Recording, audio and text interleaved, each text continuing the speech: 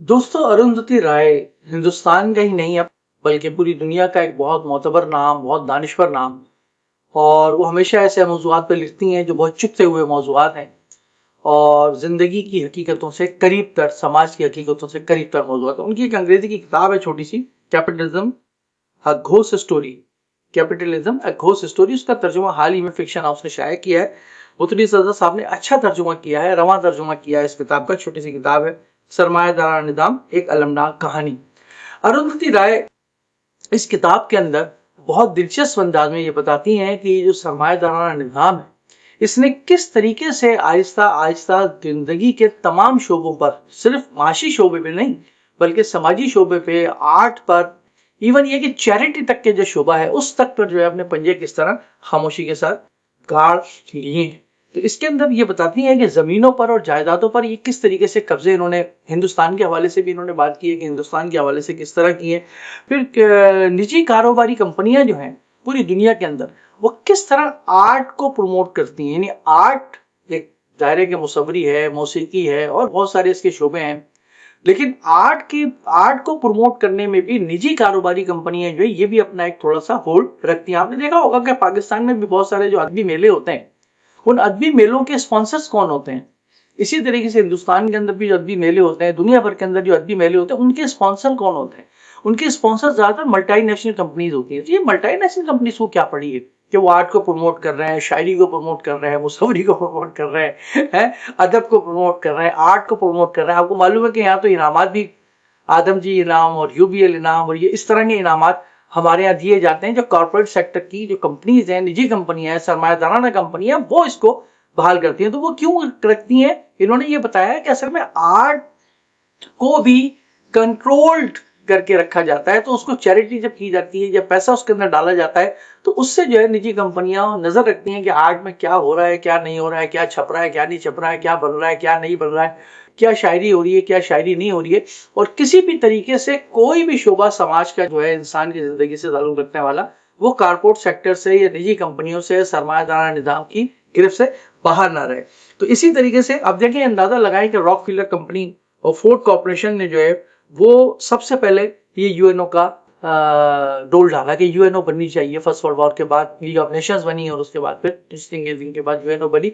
तो इसके पीछे भी निजी कंपनियां थी, इसके पीछे भी कारपोरेट सेक्टर। तो रॉकफिलर कंपनी के बारे में आप जानते हैं, फोर्ड के बारे में आप जानते हैं, और इसमें CIA के डायरेक्टर्स शामिल थे, एक निजी कंपनी थी और उन्होंने ताउन भी इसके साथ किया। अच्छा, इसके साथ साथ फिर हमारे यहाँ एक और सिलसिला शुरू हुआ था। आपको मालूम होगा डॉक्टर यूनुस साहब जो अभी इस वक्त बांग्लादेश के सरबराह है क्रेडिट यूनियन का, कि एक माइक्रो क्रेडिट फाइनेंस का जो एक सिस्टम जो है वो पाकिस्तान में भी लाया गया, पाकिस्तान में भी चल रहा है और वहां भी चल रहा है। इसके पीछे कौन है? बांग्लादेश में मोहम्मद यूनुस वगैरह, और हमारे यहाँ भी बहुत सारे इदारे, में नाम ले लेना चाहता, आप जानते हैं अच्छी तरीके से।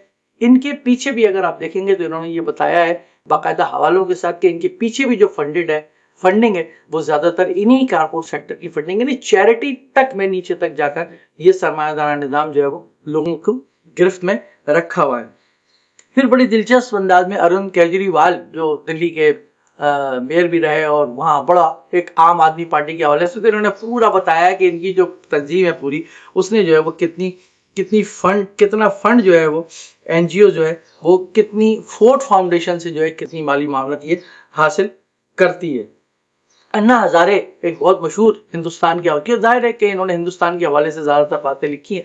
हिंदुस्तान में अन्ना हजारे की जो तहरीक चली उसके पीछे कौन लोग थे उसके बारे में भी इन्होंने बयान किया। फिर अमरीकी स्कॉलरशिप और तीसरी दुनिया, खुसूसन पाकिस्तान, हिंदुस्तान के हुक्मरान के जो आलमी मईशत है, उस आलमी मईशत के हाथों जो अपनी मुल्की मईशत को गिरवी रखा है, उसके पीछे क्या तरीका है। फिर इंसाफ का जो तस्वूर है उसको इंसानी हुकूक के तस्वूर में इन्होंने किस तरह बदला, और इंसानी हुकूक के तस्वूर को ये किस तरह इस्तेमाल करते हैं अपने मफादात के लिए सरमायादार कंपनियां, इसको भी बड़े दिलचस्प अंदाज में लिखा। एक और बड़ी खूबसूरत चीज, फेमिनिस्ट तहरीक जो है हमारी, फेमिनिस्ट तहरीक चली दुनिया भर में, इसके पीछे कौन सी फाउंडेशन थी, कौन सी मल्टीनेशनल कंपनीज थी, सरमायादार कंपनियां थी, उसके भी कलई इन्होंने इसके अंदर बोली, NGOs।